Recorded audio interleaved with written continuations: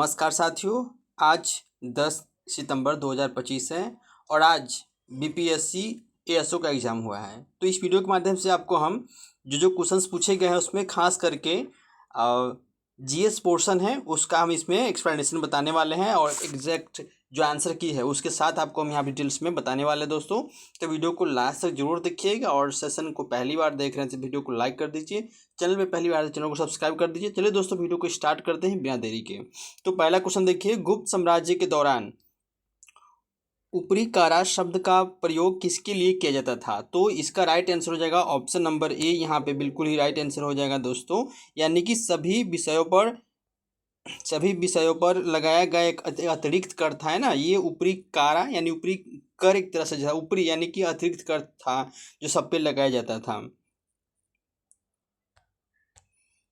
अगला क्वेश्चन देख लीजिए दोस्तों। अगला क्वेश्चन है इसका, ये रीजनिंग का पोर्शन है। जैसे देख लीजिए यहाँ पे रीजनिंग में यहाँ पे क्या दिया हुआ है, यहाँ पे 5 है, 9 है, 17 है। यहाँ पर देखिए अंतर, तो यहाँ पे 4 का है, यहाँ पे 8 का है, तो यहाँ पे 12 का अंतर जोड़ के आप कीजिएगा तो दोस्तों यहाँ पे आपका 29 यहाँ पे राइट आंसर हो जाएगा। ठीक है, चलिए दोस्तों हम ये इसको छोड़ देते हैं।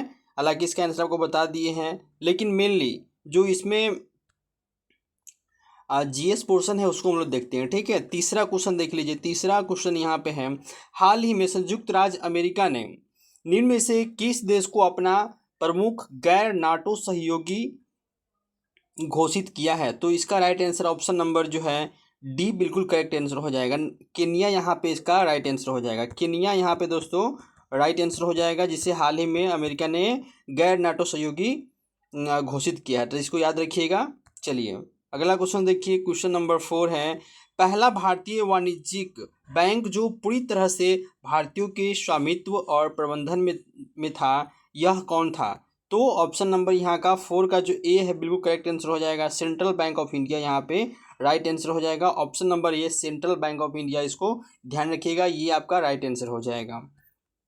चलिए अगला क्वेश्चन देखिए दोस्तों। अगला क्वेश्चन आपका है, क्वेश्चन नंबर बाकी तो अलग अलग है।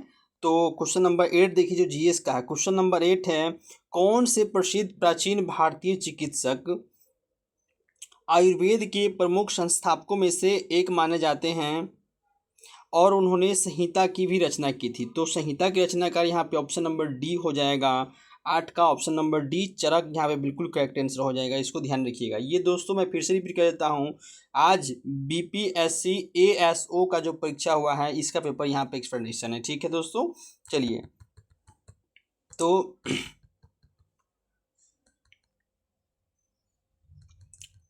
अगला क्वेश्चन की तरफ मूव करते हैं जो जीएस का है। इसमें अगला क्वेश्चन जीएस का हो जाएगा क्वेश्चन नंबर 12। क्वेश्चन नंबर 12 देखिए जो जीएस का है,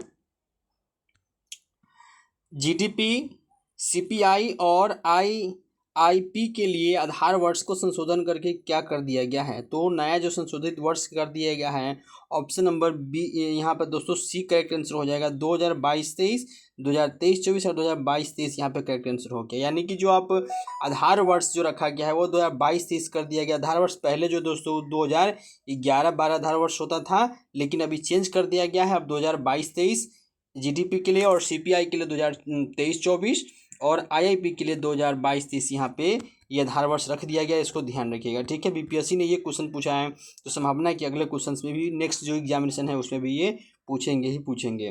तो जीएस का अगला क्वेश्चन देखिए दोस्तों, यहाँ पे क्वेश्चन नंबर जो है वो इसमें देखिए, ये तो रीजनिंग है, मैथ्स है। हाँ, तो क्वेश्चन नंबर 16 देखिए। 16 क्वेश्चन नंबर क्या कहता है, बिहार में मौर्य काल के बारे में निम्नलिखित कथनों पर विचार करें। तो देखिए यहाँ पे ऑप्शन नंबर पहले पढ़ लीजिए, चंद्रगुप्त मौर्य ने नंद वंश को उखाड़ फेंक कर मौर्य साम्राज्य की स्थापना की थी। बिल्कुल ये सत्य बात है। अशोक के शिलालेख जो बिहार में व्यापक रूप से पाए जाते हैं, अहिंसा और सहिष्णुता पर आधारित धर्म की एक नीति को बढ़ावा देते हैं, ये भी करेक्ट आंसर है। एक यूनानी राजदूत मेगास्थनीज ने बिंदुसार के शासनकाल के दौरान पाटलिपुत्र का दौरा किया था, ये ऑप्शन गलत है, क्योंकि जो मेगास्थनीज है वो बिंदुसार के शासनकाल में नहीं बल्कि चंद्रगुप्त मौर्य के शासनकाल में आते हैं। तो चलिए इसके लिए ऑप्शन कौन कौन दिया गया है, इस ऑप्शन को देख लेते हैं।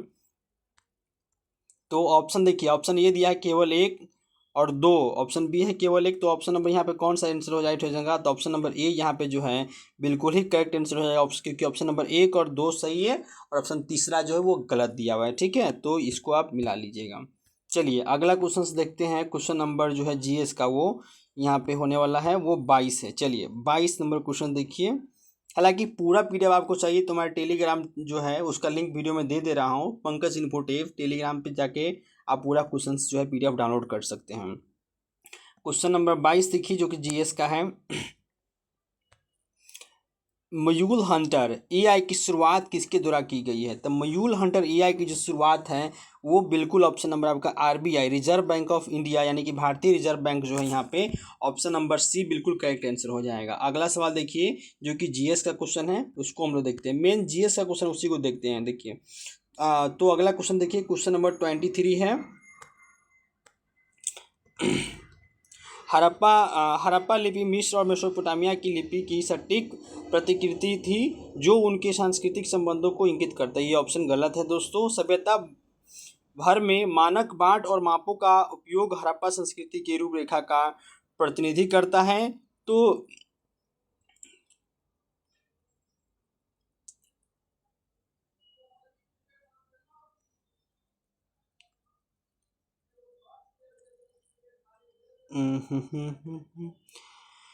इसका दोस्तों ये जो है ना ये राइट आंसर हो जाएगा। ये राइट आंसर हो जाएगा। ठीक है, और बाकी जो अगला है, सभ्यता भर में मानक बाट और मापों का उपयोग हड़प्पा संस्कृति की एकरूपता का प्रतिनिधित्व करता है, ये गलत है। और हड़प्पा के मिट्टी के बर्तन ज़्यादातर हाथ से बने थे क्योंकि कुम्हार के चाक से अनजान थे, ये ऑप्शन नंबर जो है 3 भी गलत है। तो सिर्फ ऑप्शन नंबर जो है ए यानी कि ऑप्शन नंबर ए केवल, ऑप्शन नंबर बी केवल एक यहाँ पे करेक्ट आंसर हो जाएगा क्वेश्चन नंबर 23 का, इसको ध्यान रखिएगा। चलिए अगला क्वेश्चन देखिए दोस्तों। अगला क्वेश्चन है जो है ये आपका क्वेश्चन नंबर 25 जो है जीएस का है। यदि ऑब्जेक्टिव लेंस की फोकल लंबाई बढ़ जाती है तो क्या होगा, तो इसका जो परिणाम होगा वो दोस्तों आपका सूक्ष्मदर्शी की आवर्धन शक्ति कम हो जाती है लेकिन दूरबीन की शक्ति बढ़ जाती है। ऑप्शन नंबर बी बिल्कुल यहाँ पे करेक्ट आंसर हो जाएगा। 25 का ऑप्शन नंबर जो है बी करेक्ट आंसर हो जाएगा। अगला क्वेश्चन देखिए।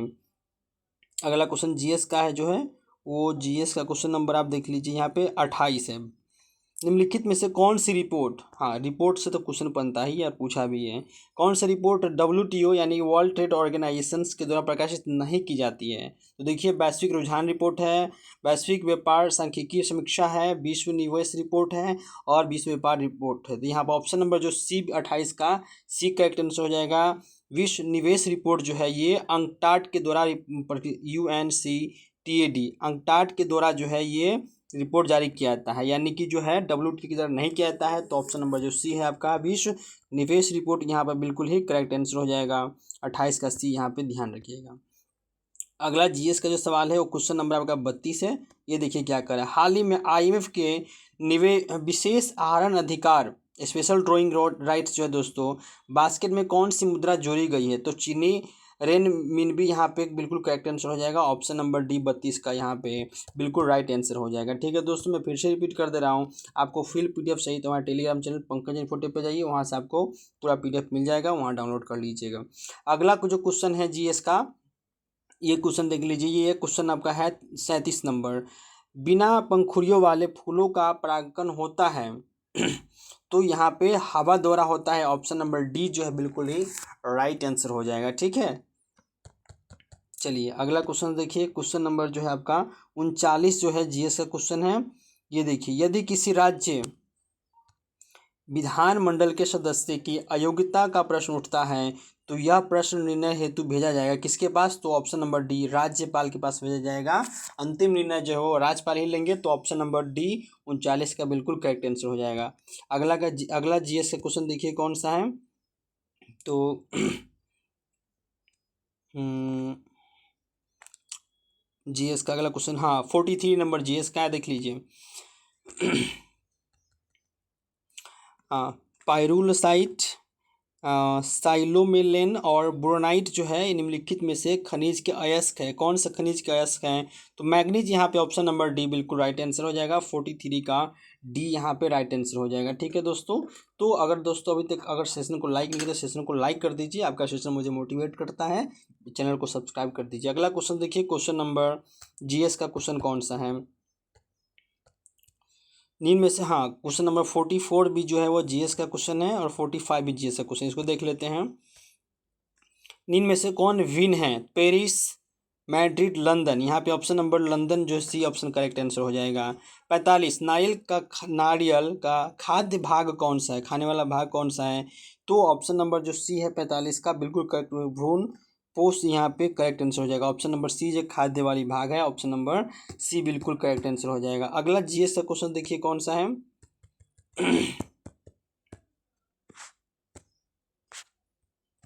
तो अगला क्वेश्चन ये क्वेश्चन नंबर 46 है वो जीएस का है। केंद्रीय बजट 2025-26 में आत्मनिर्भरता के बारे में घोषणा की गई थी। तो तुअर, उड़द और मसूर पर केंद्रित 6 वर्षीय मिशन शुभारंभ, ये option number A correct answer हो जाएगा। कि जो यूनियन बजट है, जो संघ की जो बजट निकाली गई 2025-26, उसमें तुअर जो दाल है, दालों के उत्पादन में वृद्धि के लिए उड़द और मसूर पर केंद्रित 6 वर्षीय योजना की शुरुआत किया गया है। ऑप्शन नंबर ए यहाँ बिल्कुल करेक्ट आंसर हो जाएगा। अगला जो जीएस का क्वेश्चन है उसको देखते हैं। अगला क्वेश्चन जीएस का जो आपका है दोस्तों वो 46 हो गया। उसके बाद आपका 50 देखिए जीएस का क्वेश्चन है। बजट से बिल्कुल क्वेश्चन पूछा गया है, देख लीजिए दोस्तों। यहाँ पे बोला गया है कि बजट 2025-26 का जो बजट है उसमें व्यय यानी कि एक्सपेंडिचर जो है वो सही कथन क्या है? तो सबसे अधिक किस पे खर्च किया जाता है? तो सबसे अधिक दोस्तों जो ना राज्य का कर जो शुल्क होता है ना, जो केंद्र में जो राज्य का जो हिस्सा होता है कर का, उस पर सबसे अधिक खर्च होता है।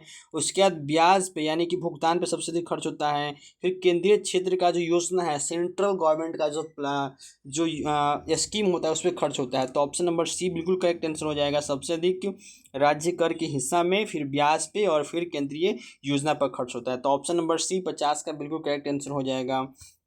अगला क्वेश्चन देखिए, यहाँ पे जीएस का ही क्वेश्चन यहाँ पूछा गया है। शाहजहां का प्रसिद्ध मयूर सिंहासन 1739 में